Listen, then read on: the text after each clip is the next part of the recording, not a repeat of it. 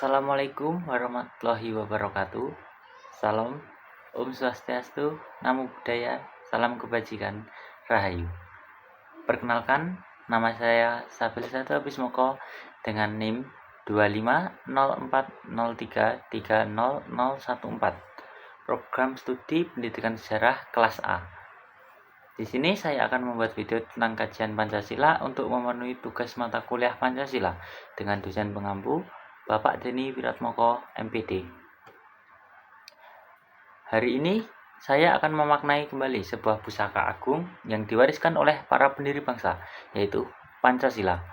Di tengah derasnya arus informasi, kompleksitas, tantangan global, dan dinamika sosial politik yang seringkali memanas, seringkali muncul pertanyaan, masihkah Pancasila relevan? Apakah ia hanya sekedar slogan hafalan atau benar-benar sebuah kompas yang hidup dan menuntun langkah kita sebagai sebuah bangsa? Saya berbicara di sini bertujuan untuk mengupas Pancasila, bukan sebagai dogma yang kaku, melainkan sebagai sebuah dialog yang terus-menerus hidup. Kita akan menelusuri jejak kelahirannya, menyelami kedalaman makna setiap silanya, dan yang terpenting, mencari cerminannya dalam kehidupan kita sehari-hari. Pancasila tidak lahir dalam ruang hampa. Ia bukan hasil pemikiran satu orang dalam satu malam. Pancasila adalah kristalisasi dari nilai-nilai luhur yang telah hidup ribuan tahun di bumi Nusantara. Ia digali dari kearifan lokal, dari semangat gotong royong di pedesaan, dari sikap toleransi antar umat beragama yang telah mendarah daging, dan dari mimpi kolektif untuk merdeka. Bayangkan, suasana sidang BPUPKI pada tahun 1945. Di tengah ketidakpastian nasib bangsa, para pendiri negara, Soekarno, Hatta, Muhammad Yamin, Supomo, dan puluhan tokoh lainnya berdebat, berdialog, dan bertukar pikiran dengan begitu mendalam. Mereka datang dari berbagai latar belakang. Ada yang nasionalis, agamis, bahkan sosialis.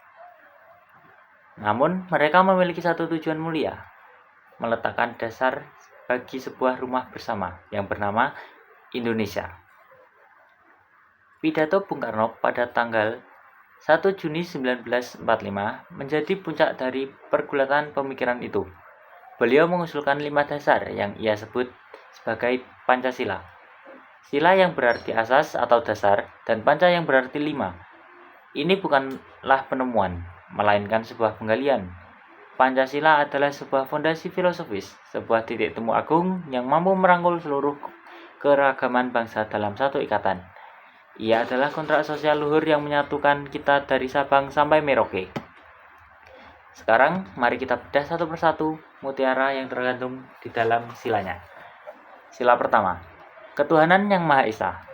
Sila ini adalah pengakuan bahwa bangsa Indonesia adalah bangsa yang religius, yang percaya pada Tuhan. Namun, perhatikan frasa yang Maha Esa. Ini bukan penegasan satu agama tertentu. Sila pertama adalah payung spiritual bagi semua agama dan kepercayaan yang ada di Indonesia. Ia mengajarkan kita untuk saling menghormati dalam perbedaan keyakinan, menjalankan ibadah dengan tenang, dan menjauhkan diri dari ateisme yang tak bertuhan sekaligus fanatisme sempit yang merasa paling benar. Ia adalah sumber moral dan etika dalam kehidupan berbangsa. Sila kedua, kemanusiaan yang adil dan beradab. Jika sila pertama adalah hubungan vertikal kita dengan Tuhan, sila kedua adalah landasan hubungan horizontal antar manusia. Sila ini menegaskan bahwa setiap manusia Indonesia, bahkan setiap manusia di dunia, memiliki harkat dan martabat yang sama. Ia adalah anti penindasan, anti eksploitasi, dan anti ketidakadilan. Beradab artinya kita menyelesaikan masalah dengan musyawarah, bukan dengan kekerasan. Adil artinya kita menempatkan segala sesuatu pada tempatnya. Dalam kehidupan sehari-hari, ini berarti menolong sesama, melawan perundungan, dan menghormati hak asasi manusia. Sila ketiga, Persatuan Indonesia. Inilah pengikat kita. Indonesia adalah sebuah simfoni keberagaman, ratusan suku, ribuan bahasa, dan aneka warna kulit. Sila ketiga adalah komitmen untuk menempatkan kepentingan bangsa di atas kepentingan pribadi, golongan, atau daerah. Persatuan bukan berarti penyeragaman. Kita tidak perlu menjadi Jawa untuk menjadi Indonesia, atau menjadi Islam untuk menjadi Indonesia. Bhinneka Tunggal Ika, berbeda-beda tetapi tetap satu, adalah napas dari sila ini. Semangat nasionalisme yang diajarkan adalah nasionalisme yang ramah, yang merangkul, bukan yang menindas. Sila keempat, kerakyatan yang dipimpin oleh hikmah kebijaksanaan dalam permusyawaratan perwakilan. Ini adalah DNA demokrasi ala Indonesia. Demokrasi kita bukan sekedar demokrasi suara terbanyak. Ada kata kunci yang luar biasa, hikmat, kebijaksanaan, dan permusyawaratan. Artinya, keputusan terbaik lahir dari dialog yang mendalam, dari proses mendengarkan semua pihak untuk mencapai mufakat. Ini adalah antitesis dari politik transaksional dan saling menjatuhkan.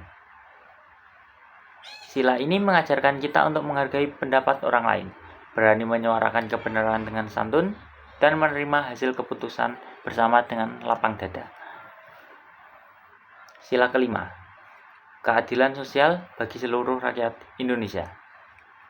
Inilah muara dari keempat sila sebelumnya. Inilah tujuan akhir kita bernegara. Keadilan sosial berarti tidak boleh ada lagi ketimpangan yang menganga antara si kaya dan si miskin. Ini bukan hanya tentang bantuan sosial, tetapi tentang penciptaan kesempatan yang sama bagi setiap anak bangsa untuk mendapat pendidikan yang layak, kesehatan yang terjamin, dan pekerjaan yang mensejahterakan.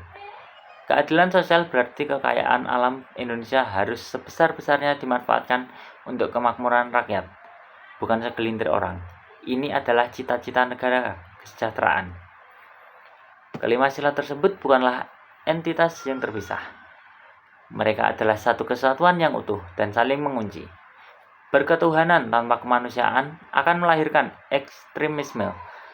Bersatu tanpa keadilan akan menjadi penindasan. Berdemokrasi tanpa hikmat hanya akan menjadi ajang rebutan kekuasaan. Maka, pertanyaan di awal tadi, apakah Pancasila masih relevan? Jawabannya ada di pundak kita semua. Pancasila tidak akan relevan jika ia hanya berhenti di buku pelajaran atau menjadi hiasan dinding di kantor pemerintahan. Pancasila akan menjadi relevan ketika ia menjadi kata kerja, ketika ia kita praktikkan dalam kehidupan nyata. Ia menjadi relevan ketika kita mematikan hoax yang memecah belah di media sosial. Ia menjadi relevan ketika seseorang pengusaha membayar upah karyawannya dengan adil. Ia menjadi relevan ketika kita menghormati tetangga kita yang berbeda keyakinan. Ia menjadi relevan ketika kita memilih pemimpin berdasarkan rekam jejak dan kebijaksanaannya, bukan karena politik uang. Dan ia menjadi relevan ketika kita peduli pada nasib saudara-saudara kita yang masih terjerat kemiskinan. Pancasila bukanlah masa lalu. Ia adalah kompas untuk masa depan. Ia adalah lentera pemandu di setiap simpang jalan kebangsaan kita. Tugas kita bukanlah menafsirkannya hingga usang, tetapi mengamalkannya dengan kesungguhan.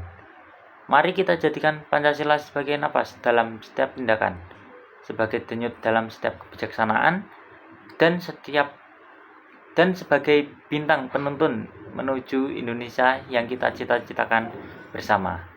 Sekian dari saya, Sabil Sado Bismoko. Terima kasih. Wassalamualaikum warahmatullahi wabarakatuh.